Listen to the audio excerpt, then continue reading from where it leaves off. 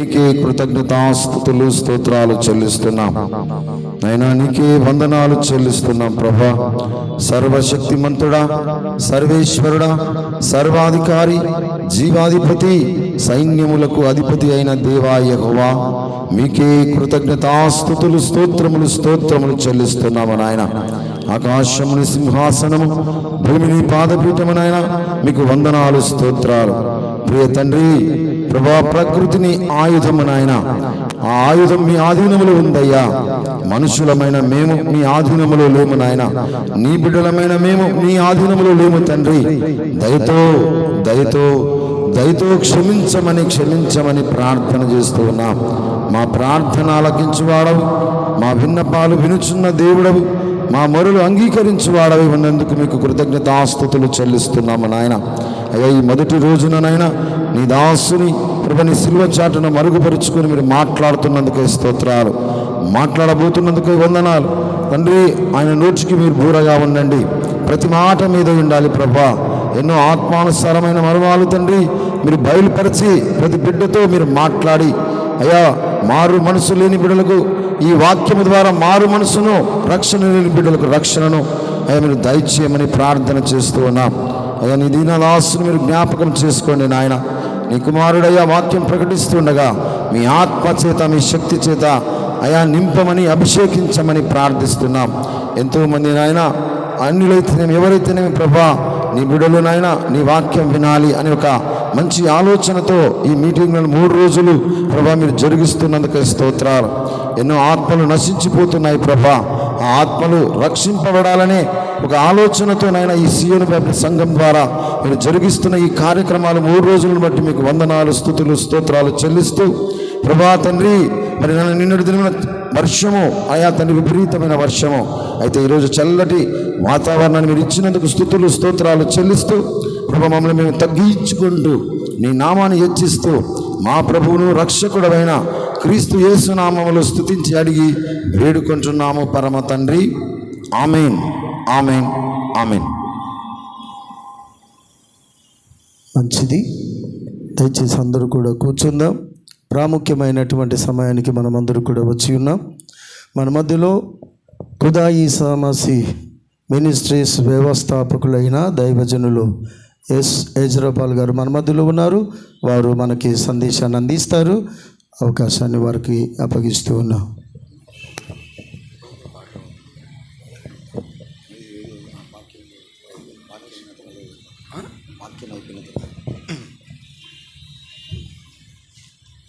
Praise the lord, హల్లెలూయా.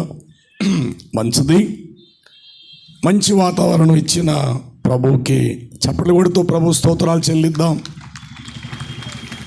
చాలా సంతోషం.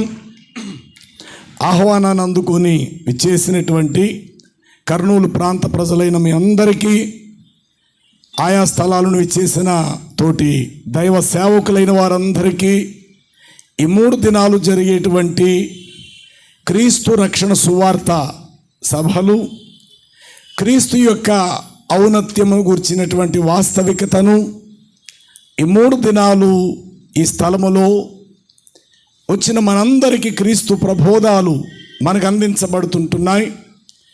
మనందరినీ ప్రేమతో ఈ చోటికి ఆహ్వానించిన సీయోను బ్యాప్టిస్ట్ సహవాసం దైవ సేవకులు సుధాకర్ గారికి, సంఘానికి, వారితో పాటు టీముగా వర్క్ చేసినటువంటి సేవకులైన వారందరికీ కూడా ఈ తొలి దినాన్ని అందరికీ శుభాలు కలుగునుగాక. ఆమేన్. మంచిది, మంచి వాతావరణం ప్రభు మనకు ఈ రాత్రిపూట దయచేసినందుకు గాను, ఈ రాత్రి దేవుని మాటలు మనం వినాలి అన్న ఒక మంచి ఉద్దేశము చేతే ప్రభు ఈ చోటికి మనందరినీ నడిపించారు. అందుకు ప్రభువుకే ఘనత, మహిమ, ప్రభావాలు కలుగునుగాక. ఆమేన్. మంచిది. సరే, రేపటి దినం మాత్రము ముందు భాగంలో నుండి కూర్చోవడానికి ప్రయత్నం చేయండి.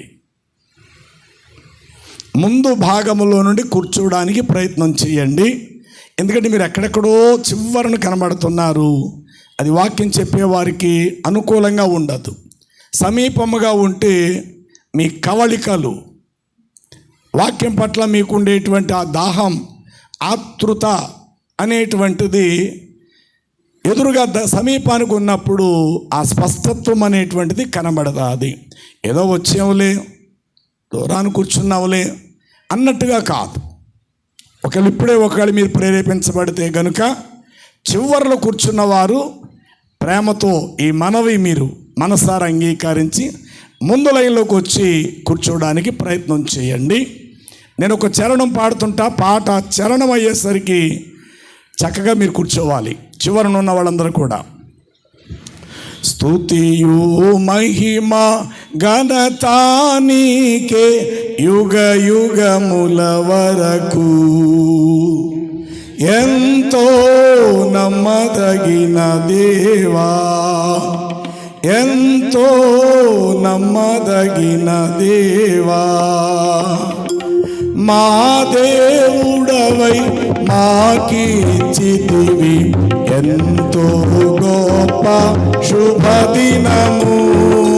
మా దేవుడవై మాకిచ్చితివి ఎంతో గొప్ప శుభదినము. మేమందరము ఉత్సాహించి సంతోషించెదము. మేమందరము ఉత్సాహించి సంతోషించెదము. కొనియాడెదము మరువబడని మేలు చేసేవని. కొనియాడెదము మరువబడని మేలు చేసేవని. స్తుతియు మహిమ ఘనత నీకే యుగ యుగముల వరకు, ఎంతో నమ్మదగిన దేవా, ఎంతో నమ్మదగిన దేవా. హల్లెలూయా. మంచిది. క్రైస్తవ ప్రపంచంలో గత 3 దినాలు, శుక్రవారం గుడ్ ఫ్రైడే, కాస్త శనివారం విరామము, తిరిగి ఆదివారము పునరుద్ధానం, ఈస్టర్, యావత్ ప్రపంచ దేశాలు, ఈ భూమి మీద ఎన్ని కోట్ల మంది క్రైస్తవులైతే ఉన్నారో, ఎన్ని దేశాలలో అయితే ఉన్నారో, ఎన్ని భాషలు మాట్లాడే ప్రజలుగా అయితే ఉన్నారో, వారు పట్టణ ప్రజలు, పల్లె ప్రజలు, ఎడారి ప్రజలు, అరణ్యవాసులు, ద్వీపవాసులు ఎవరైనా కావచ్చు, గత 2 దినాలను అనగా గుడ్ ఫ్రైడే అనగా మంచి శుక్రవారం, ఈస్టర్ అనగా పునరుద్ధానం, ఈ 2 దినాలలో కూడా ప్రపంచ క్రైస్తవులందరూ కూడా ఆ 2 దినాలు జ్ఞాపకం చేసుకుంటూ ఈ 2025వ సంవత్సరాన్ని ఆ 2 దినాలు ముగించుకోవటం జరుగుతూ వచ్చింది. ఈ రీతిగా క్రీస్తు ప్రభు పుట్టిన దినము, ఆయన మరణించిన మరణ దినము, ఆయన సజీవుడిగా తిరిగి లేచిన దినము చాలా అద్భుతం. ప్రతి మనిషికి ప్రపంచంలో 2 దినాలు, 3వ దినం ఎవరికీ లేదు. పుట్టటం అందరికీ సహజమే, సాధ్యమే, సాధారణమే. అందరూ మనం పుట్టేశాం. ఇది ఒక రోజు. పుట్టిన మనము మనుగడ సాగిస్తూ ఒకరోజు మన జీవిత యాత్ర, మన మనుగడను ముగిస్తాం అనగా మరణానికి అప్పగించబడతాం. ఇది 2వ రోజు. ప్రతి మనిషికి ప్రపంచంలో 2 రోజులు కలవు. ఒకని జన్మదినము, మరొకటి మరణ దినము. కానీ అనంత విశ్వములో ఒక్క క్రీస్తుకు మాత్రమే కలదు 3వ దినము, అనగా ఆయన మరణమును ఛేదించి సజీవుడుగా తిరిగి లేచినటువంటి పునరుద్ధాన దినము. ఇది ప్రపంచం మొత్తం మీద ఎవరికీ లేదు. ఎవరిని సమాధుల్లో పెట్టారో అక్కడికి వెళ్ళి చూస్తే ప్రస్తుతం వారి సమాధులు మూతవేయబడి ఉంటాయి. ఒకవేళ త్రవ్వి చూసే ప్రయత్నం చేస్తే వారి హస్తికములు అనగా వారి యొక్క ఎముకలు వారి సమాధిలో గూడు కట్టుకున్నట్టు అచ్చటనే ఉంటాయి. అది చరిత్రను తిరగరాసేటువంటి గొప్ప మహాచక్రవర్తులైన, దేశాలను జయించి సంపాదించుకునే అగ్రరాజులైన వారి సమాధులు ఒకవేళ మన త్రవ్వి చూస్తే సమాధి మీద మూత ఉంటుంది. సమాధిలో వారు విడిచి వెళ్ళిన ఎముకలు కూడా అచ్చట ఉంటాయి. కానీ ఈ ప్రపంచం మొత్తం మీద ఒకే ఒక్క ఆయన సమాధి నేటి వరకు ఖాళీగానే ఉంచబడినది. దేవునికి స్తోత్రం. అది ఒక్క యేసుక్రీస్తు ప్రభు వారికి మాత్రమే. ఎందుకు ఆయన సమాధి ఖాళీ ఉన్నదంటే, అందరికీ 2 దినాలు అయితే ఆయనకి 3వ దినము కలదు, ప్రాముఖ్యమైనది. అందరికీ పుట్టుక చావ అందరికీ ఉన్నట్టు, కానీ యేసుకు ఉన్నట్టు ప్రపంచంలో ఎవరికీ లేదు. అది మాత్రమే పునరుద్ధాన దినం. ఈ కారణము చేతనే నేటికి ఆయన సమాధి ఖాళీగానే ఉంచబడి ఉంది. ఇది అద్భుతం. ప్రపంచ క్రైస్తవులందరికీ ఒక భరోసా, ఒక కొండంత ధైర్యం. ప్రపంచ ఆస్తి సంపాదించిన వాడి కంటే కూడా ఒక గొప్ప సమృద్ధి. ఎందుకంటే అదే క్రీస్తును నేను విశ్వసిస్తుంటున్నాను కనుక ఒకానొక రోజు ఆ క్రీస్తు ఉండబోతున్న ఆ నిత్యత్వానికి నేను కూడా ప్రవేశపెట్టబడతాను అనే ఒక శుభ నిరీక్షణ ఈ ప్రపంచం మొత్తం మీద ఒక్క క్రైస్తవులకు మాత్రమే ఉంది. నేను ఆయనతో కూడా ఎత్తబడతా, నేను ఆయనతో పాటు లేపబడతా, నేను ఆయన ఉన్న నిత్యత్వానికి నేను ప్రవేశపెట్టబడతా, ఆయనతో యుగాయుగాలు నేను సదా ఆయనతో నేను జీవిస్తా. ఈ విధమైన శుభ నిరీక్షణ క్రీస్తును కలిగిన వారికి మాత్రమే ఆ భరోసా, ఆ ధైర్యం, ఆ నిరీక్షణ కలదు. ఈ కారణము చేత బ్రతుకుతున్న క్రీస్తును కలిగిన క్రైస్తవులకు మరణము ఎప్పుడొచ్చినా, మరణము ఎలాంటి మరణమైనా దానిని ఏమాత్రము తృణీకరించగా ప్రేమతో స్వాగతించేవారు ఈ ప్రపంచంలో క్రైస్తవులు మాత్రమే. అది హతసాక్షిగా మరణించే మరణమైనా, ప్రమాదవశాత్తు జరిగిన మరణమైనా, కాలము వయసు ముగించబడి వృద్ధాప్యముకు చేరి వచ్చిన చావైనా సరే, క్రీస్తు నందున్న వారు మాత్రమే మరణానికి స్వాగతిస్తారు. ఎందుకో తెలుసా? ఈ మరణము తర్వాతనే అసలు జీవితం ప్రారంభించబడబోతుంది.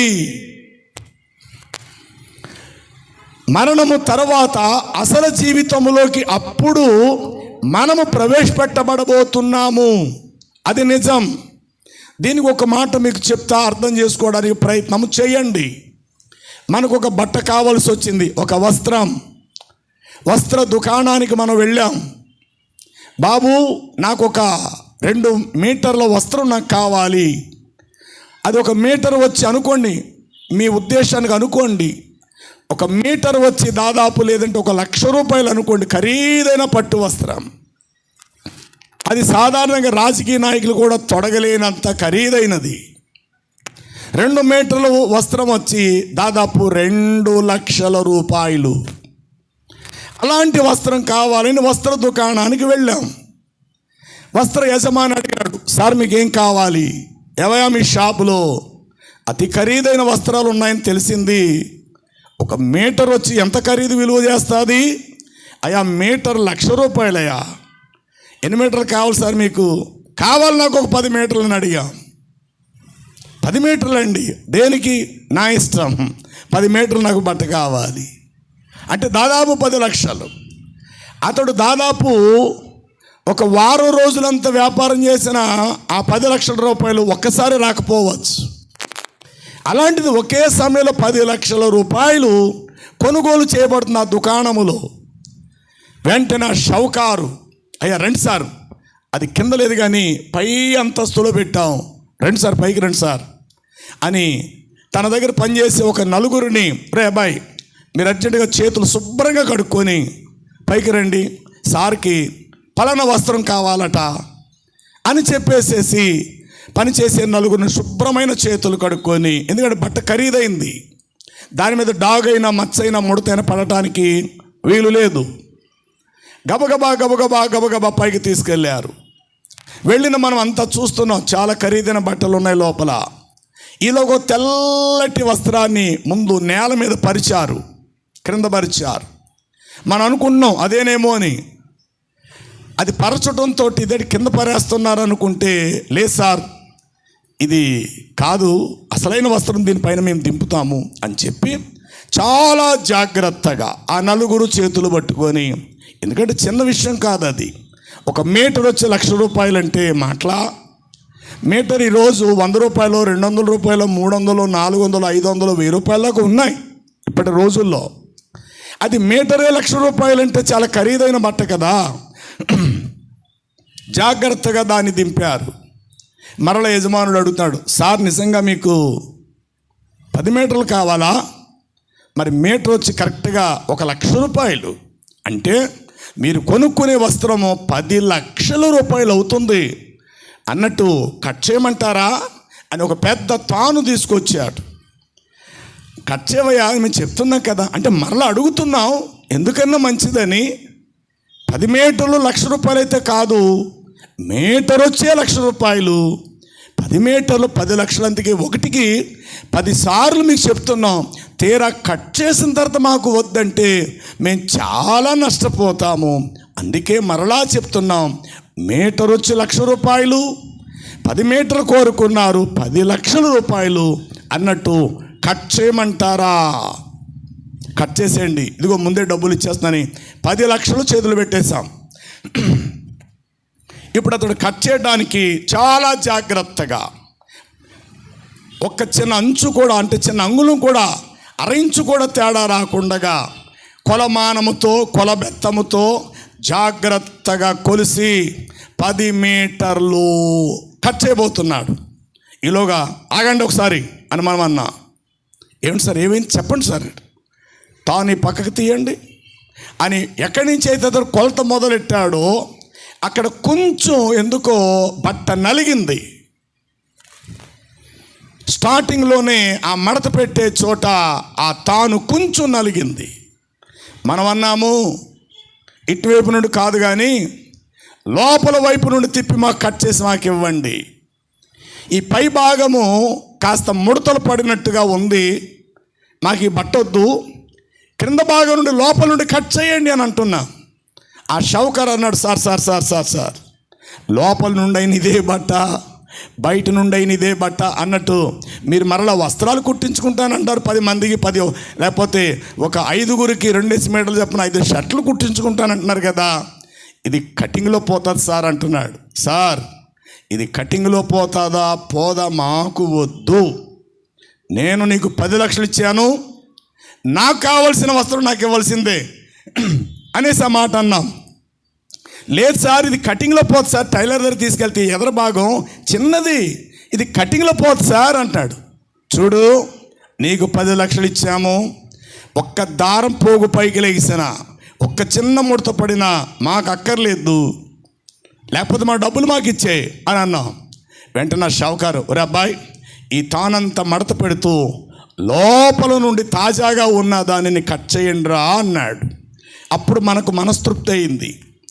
జాగ్రత్తగా కట్ చేసి 10 మీటర్ల బట్టను మన చేతిలో పెట్టేశాడు. అమ్మయ్య బిల్లు రాసి ఇచ్చేశాడు. దుకాణాన్ని ఖాళీ చేసి మనం టైలర్ దగ్గరికి వెళుతున్నాము. ఇప్పుడు ఆ టైలర్ మనకి చిన్నప్పటి నుండి బట్టలు బాగా కుట్టేవాడే. వాడి దగ్గరికి మనం వెళ్ళాం. వెళ్ళబాయ్ ఖాళీగా ఉన్నావా? లేదు సార్ పండగ సీజన్ కదా చాలా రష్గా ఉంది. సరే పండగ అయిన తర్వాత అయినా కుడుదుగా నాకేం తొందర లేదు కానీ అన్నట్టు ఈ బట్ట తీసుకెళ్ళి నువ్వు జాగ్రత్తగా బీరువాలో పెట్టాలి. ఏ రోజు నువ్వు కట్ చేస్తావో ఆ రోజు ఖచ్చితంగా ముందు రోజే నాకు పురమాయించాలి. నాకు విషయం తెలియపరిస్తే నేను వచ్చి దగ్గర కూర్చుంటాను, 5 కట్ చేయాలి. ఏంటి సార్ ఎప్పుడు లేని మాటలు మాట్లాడుతున్నారు? అరే అబ్బాయి ఎప్పుడు నీ దగ్గర దిగి వచ్చిందో 150, 200, 300 రూపాయలు రా మీటర్ బట్ట. తీసి చూడు, మీటర్ వచ్చి ₹1,00,000, 10 మీటర్లు బట్టిది, 5 చొక్కాలు కుట్టించుకోవాలా? అవునా సార్ అని వెంటనే వాడు తీయబోతుంటే ఆగాగు చేతులు కడుక్కో ముందు చేతులు శుభ్రంగా కడుక్కో. అప్పుడు జాగ్రత్తగా దాన్ని చూసే ప్రయత్నం చేయి. అప్పుడు వాడు చేతులు శుభ్రంగా కడుక్కొని వచ్చి తుడుచుకొని ఆ బట్ట చూసి, అయ్యి బాబోయ్, ఏంటి సార్ ఎప్పుడు తీయలేని ఇంత ఖరీదైన బట్ట, ఏంటి మీటర్ వచ్చి ₹1,00,000.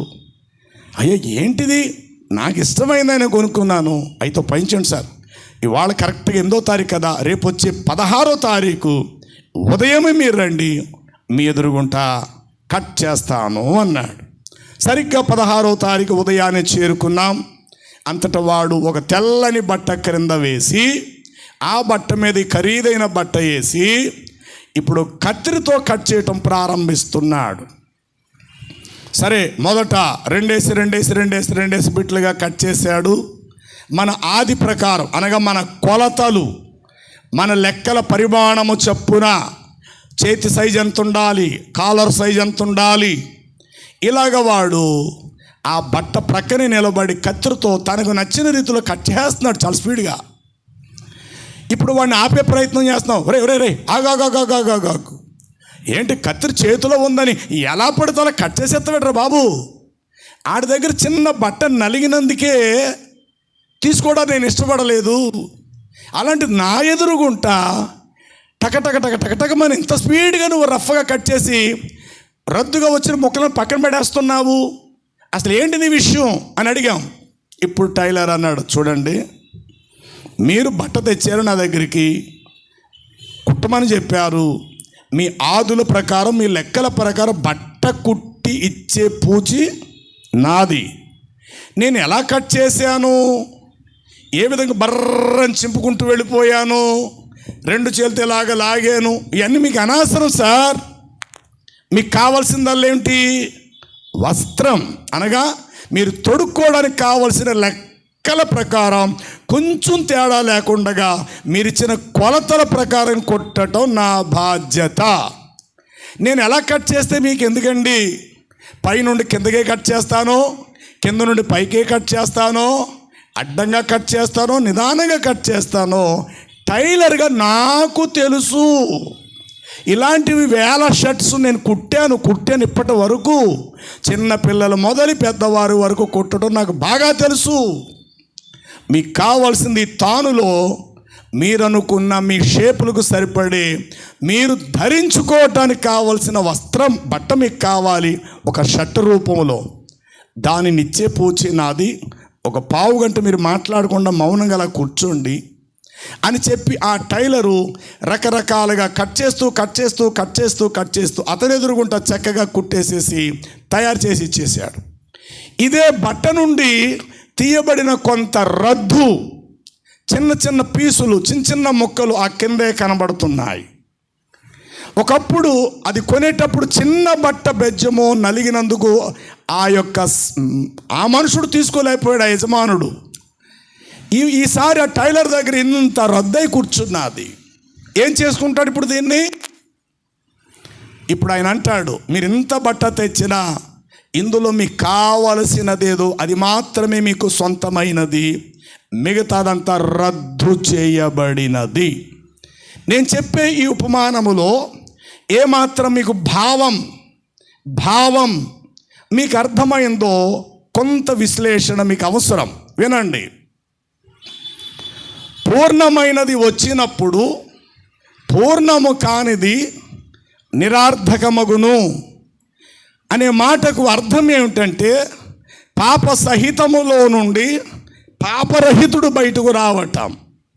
అంటే మూలమైనదేదో అది మనకు దొరికినది, దాన్ని బట్టి మనం సంతోషించాలి, అదే మనకు చాలు. ఇక మిగతాది లోకములో ఉన్నంతయు వ్యర్థం, రద్దుగానే ఉన్నంతా కూడా. ఏది ఉపయోగపడేది కాదు, ఏది నీ దేహాన్ని అలంకరించుకునేది కాదు, ఏది నీకు ఘనత తెచ్చేది కదా, చిన్న పీసు ముక్కలు. దానిని ధరించుకొని ఏ ఖరీదైనటువంటి ఫంక్షన్కు నువ్వు వెళ్ళలేవు. ఆ ఖరీదైన బట్టల్లో నుండి అసలైనది తీయబడినది, మిగతాదంతా కూడా రద్దు చేయబడినది. ఆ రద్దు చేయబడినది కాళ్ళతో త్రొక్కుకుంటూ వెళ్ళిపోతాము. ఆ అసలైన సిసలైన దానిని మాత్రమే మనము ధరించుకొనటానికి ఇష్టపడతాము. అనగా ఈ అనంత లోకములో ఖరీదైన బట్ట శరీరానికి ధరించుకునేటువంటిది అది ఎంత శ్రేష్టమైనదో, ఈ ప్రపంచములో ఉన్న సకల బోధలలో కల్లా యేసుక్రీస్తు ప్రభువారి యొక్క సుబోధ అంత శ్రేష్టమైనటువంటిది.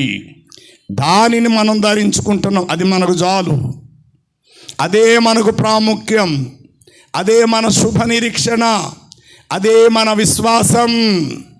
ఆ క్రీస్తు కొరకు మరణం ఎప్పుడైనా రానివ్వండి, చింపేనివ్వండి, సాగదీయనివ్వండి, నలిపేసి మూలన పడేనివ్వండి, ఎలాగైనా చేయనివ్వండి, కానీ అందులో నుండి పరమార్థమైనది బయటకు వచ్చిందే.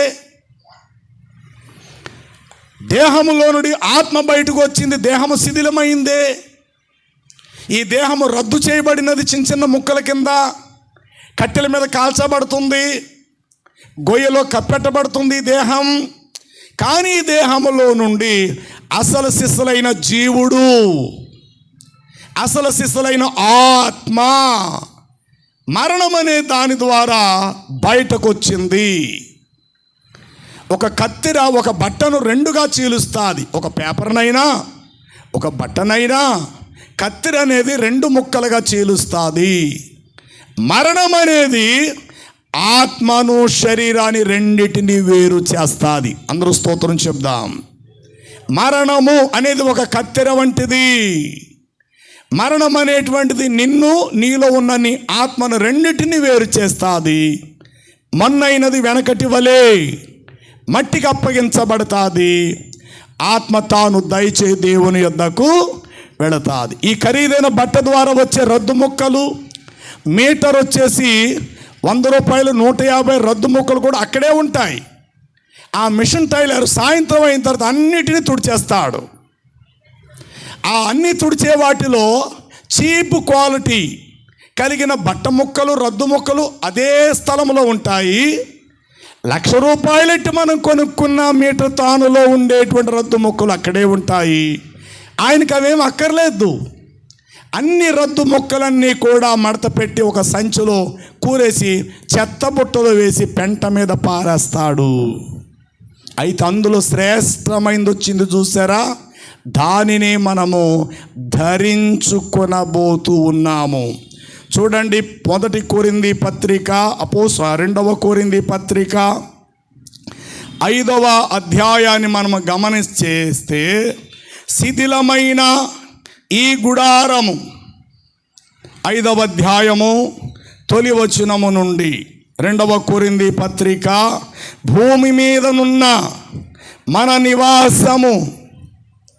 చూడండి రాయబడిన మాట, భూమి మీద 2 కొరింథీ 5వ అధ్యాయం తొలి మాట, భూమి మీద మన గుడారమైన ఈ నివాసం శిథిలమైపోయి చేతి పని కాక దేవుని చేత కట్టబడినదియు స్థిరమైన నిత్యమైనదియు అను నివాసము పరలోకమందు మనకు ఉన్నదని ఎరుగుదుము.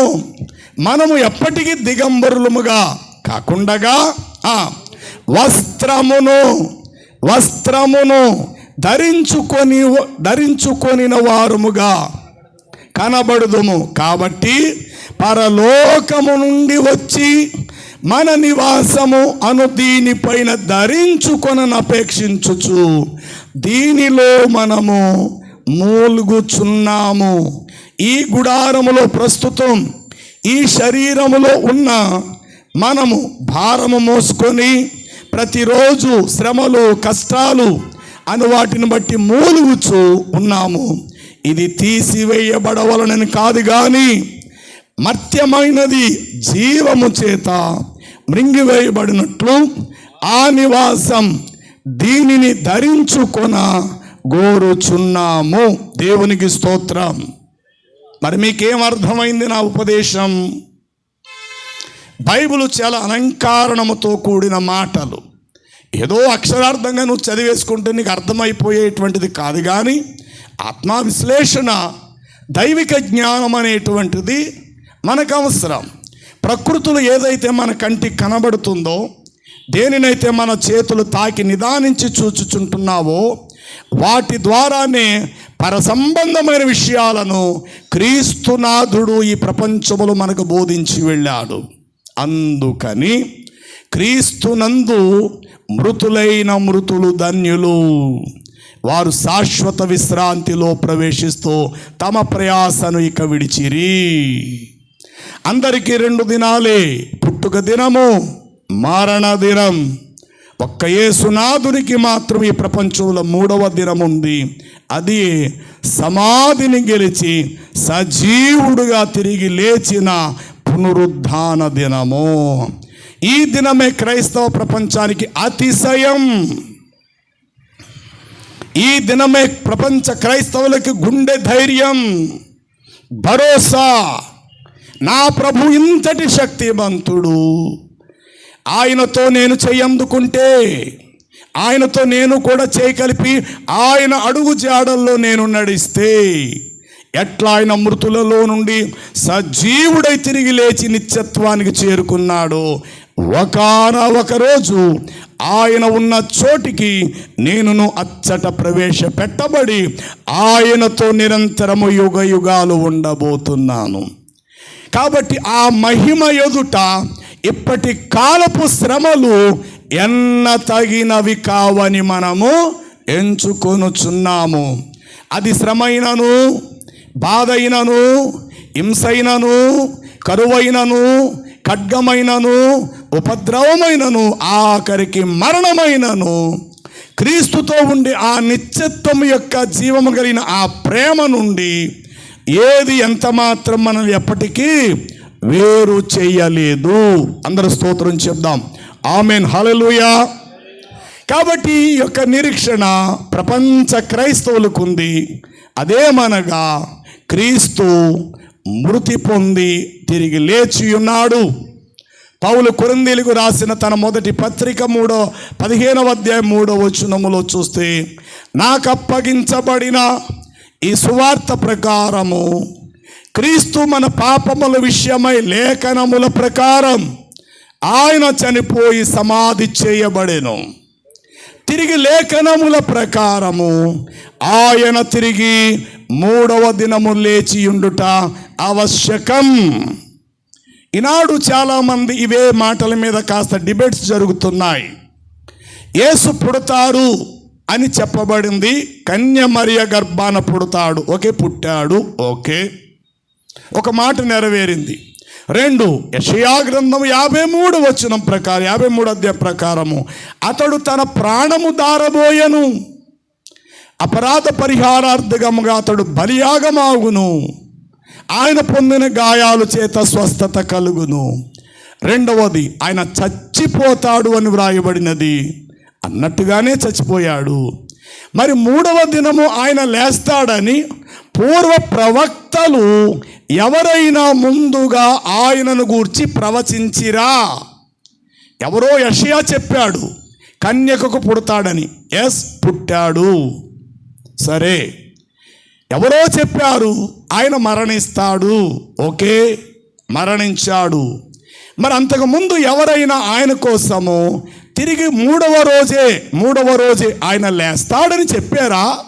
ఈ మాటలు మీ బైబిల్లో ఉంటే మాకు చూపించండి, మేము కూడా మీ క్రీస్తుని ఫాలో అవుతాం, నడుస్తామనేవారు అజ్ఞానపు అంధకారపు జ్ఞానులు అనుకునేవారు అనేకులు కలరు.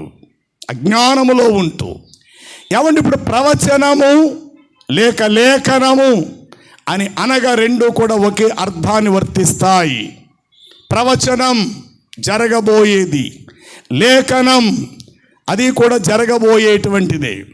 యేసుక్రీస్తు ప్రభువారు 4వ అధ్యాయములో 41వ వచనములో ఒక మాట ప్రభు ఇట్లా చెప్తారు, లేఖనము మీ వినికిడిలో ఈ దినము ఇది నెరవేరునట్లు. ఆయన యెషయా గ్రంథాన్ని చేతో పట్టుకుంటాడు. లూకా సువార్తలో 4వ అధ్యాయములో ఆయన మాట చెప్తూ, నేడు మీ వినికిడిలో ఈ లేఖనము నెరవేర్చబడెను. వెంటనే అందిస్తారన్నమాట. మీకు తెలిస్తే 4వ అధ్యాయము లూకా శుభవార్త ఆ మాట ఉంటుంది. 21 20 వచనం, ఆయన గ్రంథపు పరిచారకులకిచ్చి సమాజ మందిరములో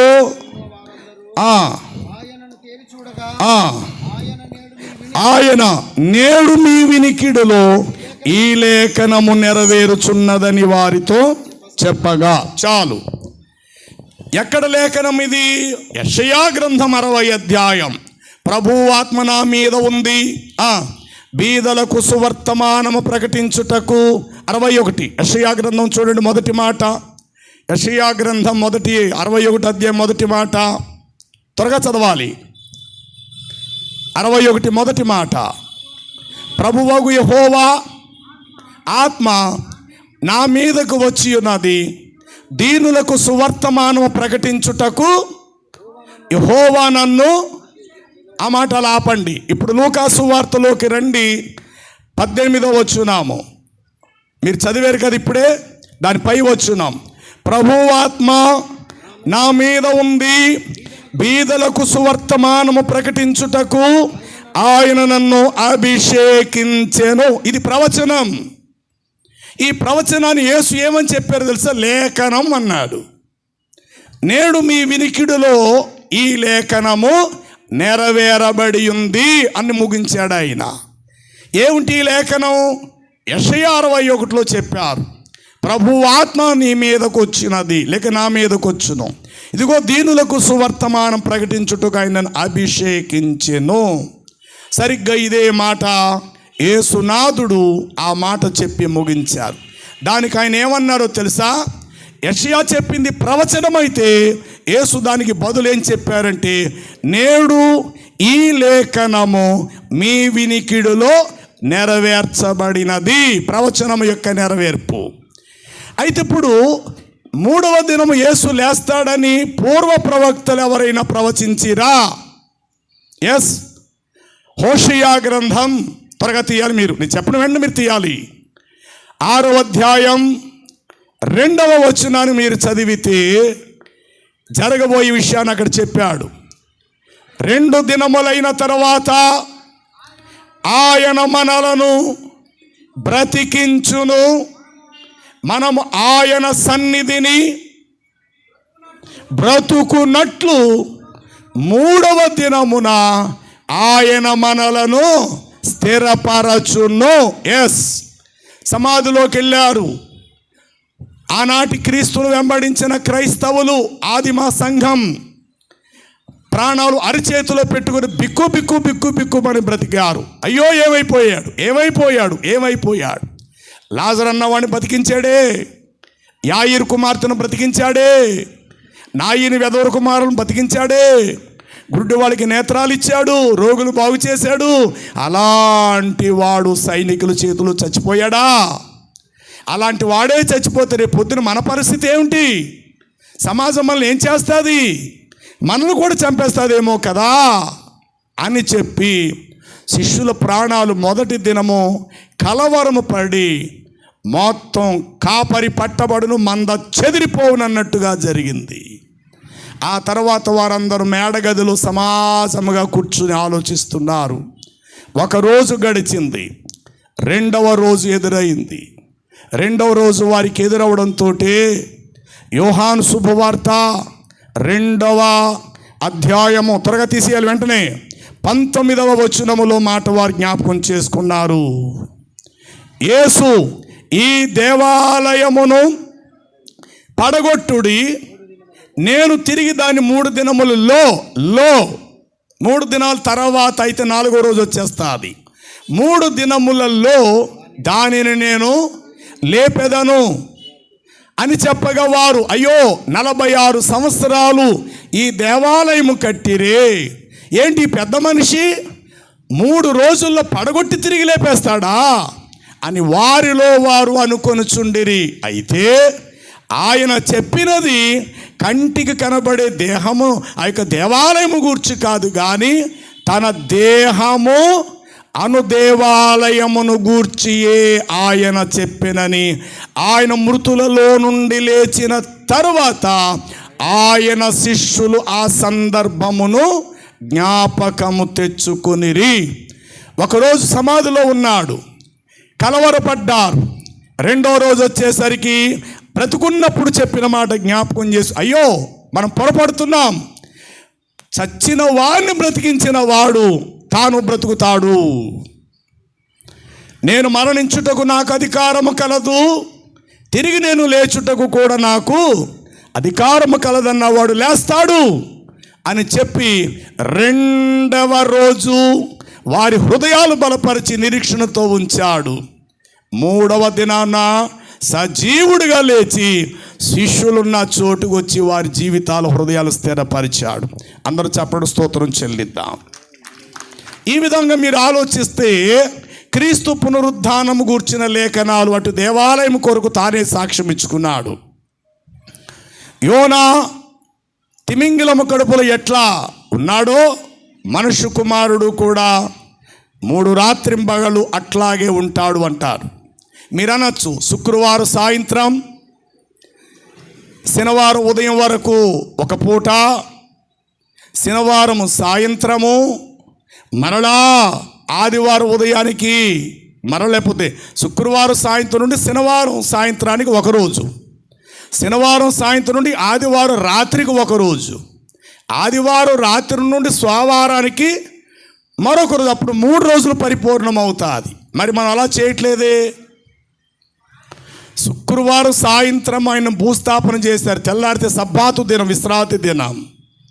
మరి శుక్రవారం సాయంత్రం ఆయన సమాధిలో పెడితే శనివారం సాయంత్రానికి కదా ఒక రోజు అయ్యేది, మరలా ఆదివారం పగలు రాత్రి అయితే కదా 2 రోజులు అయ్యేది, అలాగే సోమవారం రాత్రి పగలు అయితే కదా 3 రోజులు అయ్యేది. మరి ఎట్లా యేసువారి యొక్క బోధకు శుక్రవారం సాయంత్రం, ఆదివారం సాయంత్రానికి ఒక పగలు ఒక రాత్రి అయింది, శనివారం రాత్రి నుండి ఆదివారం తెల్లవారేసరికి ఒక పూట గడిచింది. అంటే 2 రాత్రులు ఒక్క పగలు మాత్రమే గడిచింది. దీనిని ఎట్లా యేసు ప్రభువారు 3 రాత్రింబగళ్ళు చెప్పారు? ఈ సందిగ్ధములో ఈనాడు అనేక మంది సేవకులు కూడా ఎదుర్కొంటున్న ప్రశ్న వినండి. యోనాను గురించి యేసు చెబుతూ, యోనా ఆనాటి కాలంలో ప్రవక్త అయ్యుండి ఒక్క నినివే పట్టణానికి మాత్రమే సువార్త ప్రకటించడానికి పంపబడిన వాడు. యేసుక్రీస్తు యోనా వలె ఒక ప్రాంతానికి పరిమితుడు కాడు. యోనా కంటే గొప్పవాడు మీ మధ్య ఉన్నాడని యేసే చెప్పారు. అంటే యోనా యొక్క ప్రకటన బోధ ఒక్క నినివేను పట్టణ వారికి సరిపోయేదిగా అయితే గనుక యేసు బోధ సూర్యోదయము మొదలి సూర్య అస్తమించే ప్రపంచ దేశాలకు కావలసిన వాడై ఉన్నాడు. సూర్యోదయం మొదలి సూర్యాస్తం వరకు రక్షణ సువార్త అందించబడాలి. కాబట్టి ఇప్పుడు యేసు ప్రభు వారు ప్రపంచమును దృష్టిలో పెట్టుకొని 3 రాత్రింబగళ్ళు చెప్పాడు. అందుకు చక్కటి ఉదాహరణ యేసు ప్రభు బ్రతుకున్నప్పుడు ఈ మాట చెప్పారు. 2 పొలములోకి పనికి వెళ్ళెదరు, ఒకరు విడవబడతారు, ఒకరు ఎత్తబడతారు అంటాడు. 2 తిరగలు విసురుతారు, ఒకరు విడవబడతారు, ఒకరు ఎత్తబడతారు అంటాడు. 2 రాత్రివేళ మంచం మీద పండుకొనేదారు, ఒకరు విడవబడతారు, ఒకరు ఎత్తబడతారు అని చెప్పాడు. ఎప్పుడైనా ఈ మాటలు అవగాహన చేసుకున్నారా? తిరగలు ఎప్పుడు విసురుతారు? సూర్యుడు ఉంటుండగా మీరు దంచిన పిండి ఆరబడాలి కాబట్టి ఎండలో తీసుకొచ్చి పెట్టాలి. అది పగటి వేళ చేసే పని తిరగలు విసురుట. అందులో రాళ్ళైనా ఒడ్లైనా ఏమైనా ఉంటే వెతికి చక్కగా పిండి నూరాలి కాబట్టి వెలుతురులో చేసే పని తిరగలి విసురుట. పొలానికి పొలం పని చేయడానికి ఎప్పుడు వెళ్తారో తెలుసా? సూర్యుడు ఇంకా ఉదయించక మునుపు తెల్లవారుజామునే పొలం పనికి వెళతారు. ఈ పొలం పని అనేది తెల్లవారుజానికి సూచన, తిరగలు విసురుటం అనేది మధ్యాహ్న కాలానికి సూచన, 2 మంచం మీద పండుకుంటానది రాత్రి జాము, రాత్రి కాలానికి సూచన. ఈ 3 కాలాలు ఎందుకు ఆయన ప్రదర్శన చేసి చెప్పారు అని అంటే, ఈరోజు ప్రపంచము 3 కాలాల్లో ప్రయాణం చేస్తుంది. ఇప్పుడు రాత్రి ఉదాహరణకు 10 అయింది అనుకుందాం. భారతదేశములో ఆసియా ఖండములో ఒకవైపు ఉన్న ఒక దేశం భారతదేశం. ఇప్పుడు మనం చీకటి రాత్రిలో ఉన్నాం, రాత్రిపూటలో ఉన్నాం. ఇప్పుడు మీ తాలూకా ఎవరైనా అమెరికాలో ఉంటే ఫోన్ చేసి కనుక్కోండి, బాబు టైం ఎంతైంది, ఏం చేస్తున్నారంటే ఆల్రెడీ మేము డ్యూటీలో ఉన్నాము, ఇప్పుడు పగలు 10 అయింది అని అంటారు వారు. అంటే అక్కడున్న వారికి ఇది పగలైతే ఇక్కడున్న మనకేంటి ఇప్పుడు రాత్రి అయినది. ఒకవేళ యేసు ప్రభు వారు ఈ సమయంలో వచ్చారు అనుకోండి, తూర్పు నుండి పుట్టిన మెరుపు పడమటి దిక్కుకు ఎట్లా కనబడునో ఆయన రాకడ అలా ఉండును అన్నాడు. ప్రతి నేత్రము ఆయనను చూచును. ఆ కారణము చేత ఇప్పుడు యేసు ప్రభు వారే గనుక ఈ 10 గంటలకు ఇండియా కాలమానం ప్రకారం 10 గంటలకు రాత్రిపూట యేసు ప్రభు రెండో రాకడ వచ్చింది అనుకోండి, భారతదేశంలో వందలాది ఛానల్ వారు, టీవీ ఛానల్ వారు ఇదిగో క్రైస్తవులు ఎదురు చూసే మెస్సయ్య, వాళ్ళ దేవుడు, వాళ్ళ రక్షకుడు, ఇదిగో రాత్రి 10 గంటలకు ఆయన వచ్చేసాడు అని అంటారు. ఇది నిజం. ఇదే అమెరికా వారు ఏమని ప్రకటన చేస్తారో తెలుసా? పగలు 10 గంటలకు సూర్యుని వంటి తేజస్సుగా ఆయన మాకు కూడా కనబడ్డాడు, 10 గంటలకు ఆయన వచ్చాడు అంటారు పగటి వేళ. ఈ రెండిట్లో ఏది నిజం? నోరున్న వాళ్ళు చెప్పండి, రెండో నిజమని చెప్పండి. ఈ రెండిట్లో ఏది నిజం? రెండో నిజమే. అమెరికా వాళ్ళకి ఇప్పుడు పగలు కాబట్టి పగల వచ్చాడని వాళ్ళు అంటారు, వాదిస్తారు, అది నిజం. అబ్బాయి లేదండి, మేమందరూ కూడా గ్రౌండ్లో కూర్చున్నాం, ఎస్టీబీసీ గ్రౌండ్లో, మా ఎదురు ఉంటే రాత్రి 10ంటికి వచ్చాడండి యేసుప్రభు అంటాడు. మరి మనది కరెక్ట్ కాదా? మనదే కరెక్టే. ఎందుకంటే ఈ భూమికి ఒకవైపు వెలుతురుంటే మరొక వైపు అంధకారం చీకటి ఉంది. అక్కడ మరలా వెలుతురు వస్తే ఇక్కడ మనకు చీకటి అవుతుంది, ఇక్కడ వెలుతురు వస్తే అక్కడ చీకటి అవుతుంది. ఈ దృష్టిని దృష్టిలో పెట్టుకొని యేసు ప్రపంచానికి కావలసిన వాడు కాబట్టి 3 రాత్రింబగలని ఎందుకన్నాడో తెలుసా? వన్ సైడు యేసు ప్రభుని జెరూషలేములో గొల్గొతా కపాల స్థలమందు భూస్థాపన చేసిన చోట 2 రాత్రులు వచ్చాయి, ఒక పగలు వచ్చింది. శుక్రవారం సాయంత్రము నుండి శనివారం పగల వరకు రాత్రి కాలం, శనివారం పగల నుండి శనివారము సాయంత్రము వరకు మరల అదొక కాలం, మరలా రాత్రి నుండి తెల్లవారుజాము అంటే చీకటి కాలం. ఇలా చూస్తే 2 రాత్రులు వస్తే మన వైపు ఒక పగలు వస్తుంది. ప్రపంచానికి అవతల వైపు ఉన్న దేశాలలో 2 పగళ్ళు వస్తాయి, ఒక రాత్రి వస్తుంది. మనకు 2 రాత్రులు వచ్చాయి, ఒక పగలు వచ్చింది. అవతల వారికి మాత్రము 2 పగళ్ళు వస్తాయి, ఒక్క రాత్రి మాత్రమే వస్తుంది. ఈ మొత్తం కలిపితే ఇప్పుడు ఎన్ని అయినాయి చెప్పరే? ఈ 2 కలిపితే ఎంత అయినాయి? మొత్తం కలిపి 3 రాత్రులు వచ్చాయి ప్రపంచం మొత్తం మీద. ప్రపంచం మొత్తం మీద 3 పగళ్ళు కూడా వచ్చాయి. ఇది ఒక భాగం. దీనిని యేసునాథుడు ఇంత వివరంగా ఇచ్చాడు. దీనిని తెలుసుకోలేని అజ్ఞానులు, బుధవారం చచ్చిపోయాడండి, ఆ టైంలో చచ్చాడండి, ఇలాగ ఎవరికి తోచిన రీతిలో వారు వెళ్ళిపోయేవారు కొందరున్నారు. 3 దినాలు అన్నాడు చూశారు. లో ఇప్పుడు మీరు ఒక కాంట్రాక్ట్కి బిల్డింగ్ కట్టమని చెప్పారు. బిల్డింగ్ కాంట్రాక్టర్ మీ దగ్గర డబ్బు తీసుకొని, అమ్మ ఇది జనవరి 1వ తారీఖు 6 నెలలలో మీకు బిల్డింగు కట్టి పూర్తి చేయించే పూచి మాది అన్నాడు. అన్నవాడు 2 నెలల్లో కట్టేశాడు అనుకోండి, మీరు గొడవకి వెళ్తారా వాడి మీదకే? నోరున్న వాళ్ళు చెప్పండి. 6 నెలల్లో కట్టిస్తానన్న పెద్ద మనిషి మీరంత డబ్బులు ఇవ్వకపోయినా ఆఖరిలో తీసుకుందాంలే, ముందు పని చేద్దాం, రాత్రి పగలు కష్టపడి 2 నెలల్లో పూర్తి చేసి రిబ్బన్ కట్ చేసే పరిస్థితి తెచ్చేసాడు మీ ఇల్లు. మీరేం చేయాలి ఇప్పుడు? సంతోషించాలి. కొన్ని చోట్ల కాంట్రాక్ట్ ఇస్తే 4 నెలలు చేస్తారన్న వాళ్ళు 4 సంవత్సరాల వరకు చేస్తారు. అలా చేసిన వాళ్ళ మా తమ్ముడు జాకబ్ ఇల్లు కూడా అలాంటిదే. సంవత్సరాలు అయిపోతుంది కట్టడం.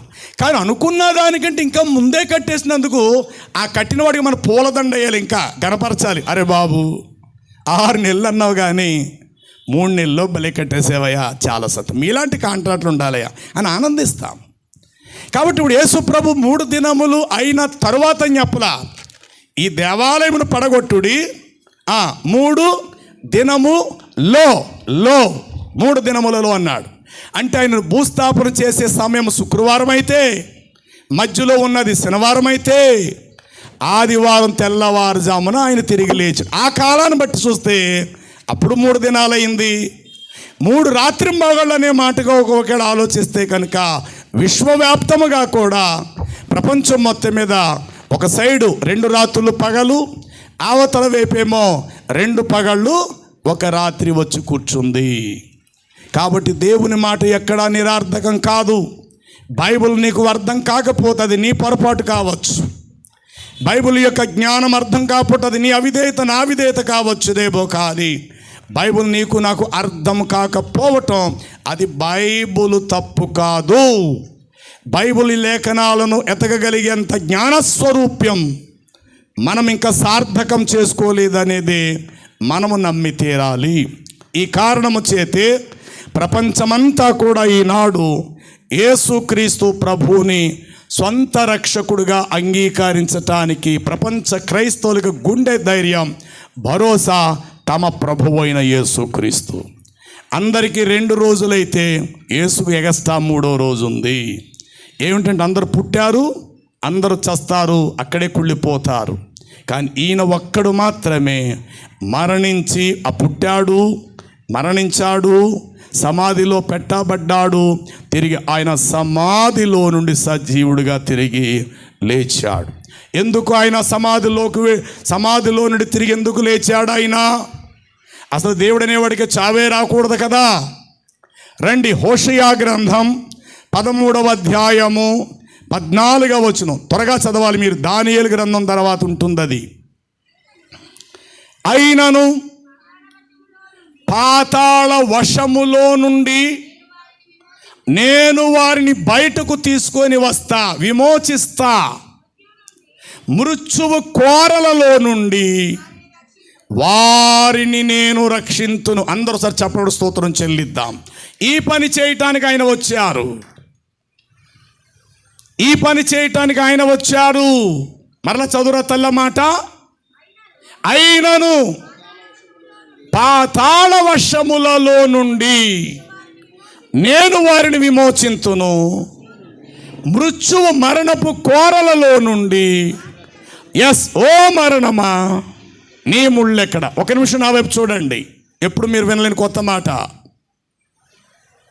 యేసు ప్రభువుని ఆనాడు శిక్షిస్తుంటే, అనగా గుడ్ ఫ్రైడే శుక్రవారం దినాన ఆయన కొరడా దెబ్బలతో ఉదయపూట లేకపోతే రాత్రి నుండి తెల్లవారు వరకు హింసిస్తుంటే సైనికులందరూ ఇలా అనుకున్నారు, ఈ యేసట చాలామంది బతికించాడట, కానీ మా చేతుల్లో చావు దెబ్బలు తింటున్నాడు ఈ పెద్ద మనిషి.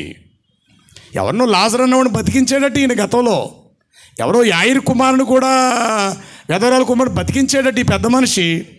అలాగే ఎవరో మరొక నాయన వెదరాల కుమారుడు యాయిర్ కుమార్తెను బ్రతికించాడట. పాపం మా చేతుల్లోంచి మాత్రం ఈయన విడిపించుకోలేకపోతున్నాడు. 1 దెబ్బ కాదు, 2 దెబ్బలు కాదు, 3 దెబ్బలు కాదు, తల మొదలుకొని అరి పాదాల వరకు ముండ్ల కొరడాలతో మేము కొడుతుంటే 1 దెబ్బను తప్పించుకోలేని ఈ పెద్ద మనిషి చచ్చినోళ్ళని బతికించాడా? నిజంగా అది నిజమైతే ఈయన కూడా చావకుండా మరణాన్ని జయించవచ్చు కదా అని అనుకొని, వాస్తవానికి ధర్మశాస్త్ర లెక్క ప్రకారం 1 తక్కువ 40 దెబ్బలే కొట్టాలి, రూల్ ప్రకారం శిక్ష అది అంతే. కానీ ఆయనకు అన్యాయముగా తీర్పు పొందెను. అంటే అనుకున్న దానికంటే 10% అదనముగా శిక్షించేశారు ఆయన్ని. అందుకు పిలాతు అంటాడు, ఏంటి ఇంత యవనస్తుడు 33.5 సంవత్సరాల యొక్క బలవంతుడు ఇంత త్వరగా చచ్చిపోయాడా? అరే నాకు చాలా ఆశ్చర్యంగా ఉందే.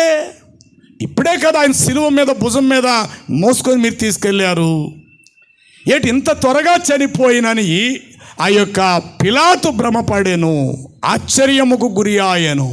ఎందుకంటే అనుకున్న లెక్క కంటే ఎక్కువ శాతము ఆయనను శిక్షించేశారు. సరే వినండి, సైనికులు అనుకున్నారు, మా చేతులు ఈయన ఓడిపోతున్నాడు, మా చేతుల ద్వారా ఈయనకు మరణం సంభవించబోతుంది, అందరిని బతికించిన ఈ పెద్ద మనిషి ఇప్పుడు మా చేతుల్లో ఓడిపోబోతున్నాడని అనుకున్నారు. కానీ వాస్తవానికి కొంతది నిజమే, కొంత నిజం కాదు. ఏంటో తెలుసా? క్రీస్తు శరీరము మరణానికి సైనికుల చేతులకు అప్పగించుకున్నాడు. ద సేమ్ టైం మరణాన్ని తన చేతుల్లో తీసుకొచ్చి బిగించాడు ఆయన. దేవునికి స్తోత్రం. మరణాన్ని తన చేతుల్లో పెట్టుకున్నాడు, శరీరాన్ని మరణానికి సైనికుల చేతులకు అప్పగించుకున్నాడు. ఈ విధముగా శరీరము మరణించడం కొరకు సైనికుల చేతులకు అప్పగించుకొనకపోతే మరణం ఆయన చేతులకు వచ్చుండేది కాదు. అందుకని శరీరాన్ని మరణానికి అప్పగించుకుంటూ గాయాలకు, శిక్షకు, శ్రమకు, కొరడా దెబ్బలకు సైనికులకు అప్పగించుకున్నాడు. ఈలోగా మరణం మెల్లిమెల్లిగా ఆయన దగ్గరికి వస్తుంది. ఈయన కూడా అయిపోయాడు, రాజుల్లాంటి వాళ్ళు అయిపోయారు, చక్రవర్తులు అయిపోయారు. నా దగ్గర అందరూ తలలు వంచారు. మరణం అనే నా ముందు అందరూ ఓడిపోయారు. అందరిని నేను ఖైదీగా చేసేసాను, అందరు నా దగ్గర బలాదూర్, ఎవడైనా ఓడిపోతాడు అని మరణం అనుకుంటూ మెల్లిమెల్లిగా ఆయనను ఆవరించినది. అద్భుతమేంటో తెలుసా? శరీరాన్ని శ్రమకు, సైనికుల యొక్క శిక్షకు అప్పగించుకున్నాడు. వచ్చిన మరణాన్ని తన చేతులతో పట్టుకొని మరణాన్ని విరిచేసాడు ఆయన. దేవుని స్తోత్రం చెప్దాం. ఓ మరణమా, మీరు ఇప్పుడు చదవండి ఆ యొక్క 14 వచనం. పాతాళ లోకము నుండి నేను వారిని విమోచింతును, మృత్యువ కోరల నుండి వారిని రక్షింతును. ఓ మరణమా, నీ విజయం ఇంకెక్కడా? ఓ మరణమా, అరే ఆదాము మొదలుకొని అందరినీ పొట్టన పెట్టుకున్నావు. గొప్ప గొప్ప చక్రవర్తులు, నిమ్రోదు లాంటి మహాచక్రవర్తులు, నెబుకద్నెజర్ లాంటి మహాచక్రవర్తుల్ని నీ కడుపును పెట్టుకున్నావే. ఓ మరణమా, నీ ముళ్ళెక్కడా? ఓ మరణమా, నీ విజయం ఎక్కడ? నీ శరీరాన్ని సైనికులుగా అప్పగించుకున్నాడు, మరణాన్ని తన చేతుల్లోకి తెచ్చుకున్నాడు ఆయన. ఏమంటే ఈ విషయాలు ఎంతమందికి తెలుసు? అందుకే పౌలు అంటాడు, సిలువును గూర్చిన వార్త నశించుచున్న వారికి వెర్రితనం, రక్షించబడిన మనకు దేవుని శక్తి. జకరియా గ్రంథం 9వ అధ్యాయం 11వ వచనాన్ని మీరు చదివితే ఇట్లా వ్రాయబడి ఉంటుంది. జకరియా గ్రంథము, మరియు నీవు చేసిన నిబంధన, రక్తం ఒలికించే భూమి మీద నీవు చిందించిన రక్తము చేత, రక్తమును బట్టి అమ్మా తాము పాతాళ లోకములో నీరు లేని గోతులో పడిపోయిన చెరపట్టబడిన వారిని నీవు విడిపించెదవు. ఆ నీరు లేని గొయ్య పాతాళ లోకం అని బైబిల్ చెప్తుంది. సాధారణంగా అక్కడక్కడ గోతులు కనబడతాయి, అప్పుడు మనం జారి పడిపోతుంటాం. మరి అక్కడ గొయ్యి ఉందరా, ఇక్కడ గొయ్యి ఉందరా అంటాం. ఇది మన పరిభాష. దేవుని ఉద్దేశములో గొయ్యి అనే మాటకు అర్థం పాతాళ లోకం. చూడండి, యెహెజ్కేలు గ్రంథం 32వ అధ్యాయాన్ని మీరు చూడగలిగితే అక్కడ ఒక చక్కటి మాట ఇట్లా వ్రాయబడి ఉంటుంది. చూడండి 32:24. అక్కడ ఎలామీయులను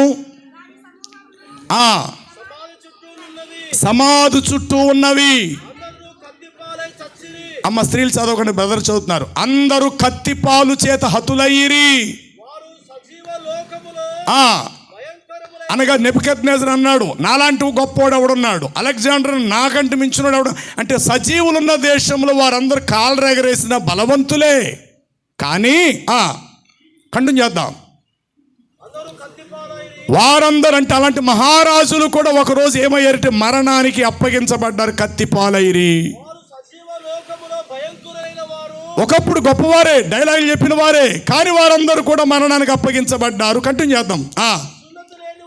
అనగా హృదయ సంబంధమైన పాపక్షమాపణ రక్త ప్రోక్షణ యొక్క సున్నతిలో లేనివారు కాబట్టి పాతాళ లోకములోనికి దిగిపోయిరి. అది విషయం. ఎక్కడికి దిగిరి చెప్పండి, ఎక్కడికి దిగిరి? ఎస్, ఆ గొయ్యే దేవుని పరిభాషలో పాతాళపు గొయ్య. మనమేమంటాం?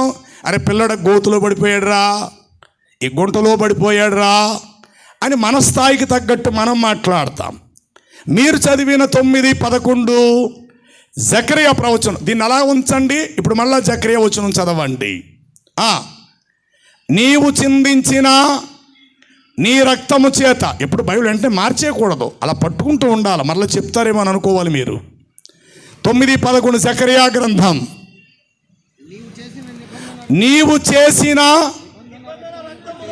నిబంధన రక్తమును బట్టి తాము పడిన నీరు లేని గోతులో నుండి చెరపట్టబడిన వారిని నేను విడిపింతును. ఇప్పుడు రండి, ఎఫెసీ పత్రిక 4వ అధ్యాయం 8వ వచనం.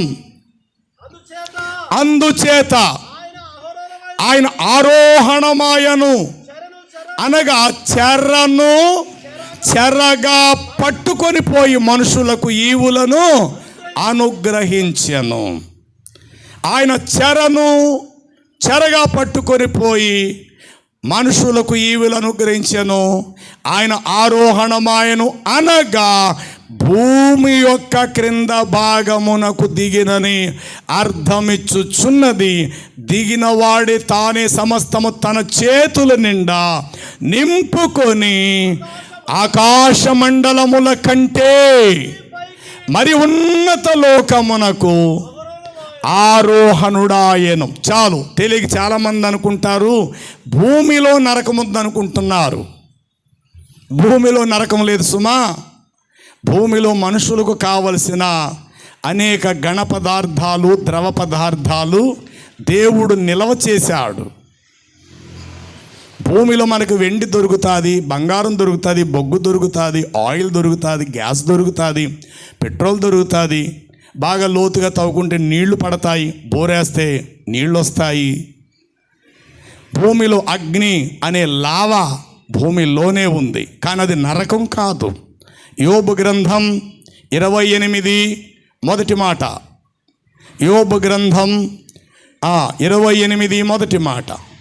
వెండికి ఒక స్థలం, ఒక గని కలదు, పుటము వేయు సువర్ణం బంగారమునకు ఒక స్థలము కలదు. ఇనుమును ఎక్కడి నుండి తీస్తారట? మట్టి, భూమిలో నుండే మట్టిని ఇనుమును తీస్తారు. రాళ్లను కరిగించి రాగిని కూడా తీస్తారు. మనుషులు చీకటికి అంతమంటే విద్యుత్ సదుపాయం. కిందకు వచ్చేసరికి అంటాడు అక్కడ 7వ వచనం అనుకుంటా, దాని లోపల అగ్నిమయమై ఉండును. ఎన్నో వచ్చిందన్నది? 5వ వచనం ఏమంది? సరే చదువు, చెప్పనన్నా వెనకాల కూర్చున్నావు. దాని లోపలి భాగము అగ్ని, ఇందాక చెప్పాను లావా, కానీ అది నరకం కాదు. తెలియక చాలామంది అనుకుంటే చచ్చిపోయిన భూమిలోకి వెళ్ళిపోతారండి.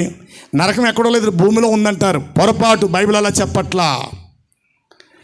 భూమి యొక్క హద్దులు దాటి కోటాను కోట్ల సుదూర కాంతి కిరణాలతో లెక్క కట్టిన అంతము కాని సుదూరములో పాతాళ లోకముంది.